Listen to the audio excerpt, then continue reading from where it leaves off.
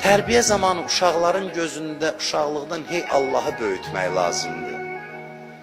Valla düz tərbiyə vermirik. Qonşudan dala qalma, başqası oxudu, de onun oğlu filan yerə qəbul oldu, sən qaldın filan.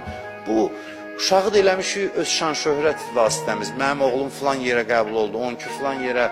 De o gün qız uşağı intihar eləyib buna görə. Ata deyib ged özü öldür mən gələnəcəm. Bu biabırsılıqdır yəni. Elmi bütə çevirməkdir bu. Uşaq gedib kəsilib imtahandan, mən məsələn bir valideyn olaraq övladlarıma demişəm, indi də deyirəm ki, mənə heç maraqlandırmır. Mənim üçün önəmlidir sənin təhsil almağın. Mən bir valideyn kimi çox istəyirəm ki, sən savadlı olasan, təhsilin bu xeyirləri var, amma mən sənə təzyiq eləməyəcəm. Hansı nəticə göstərsənsə, mən sənə nəticəyə görə cəza verməyəcəm.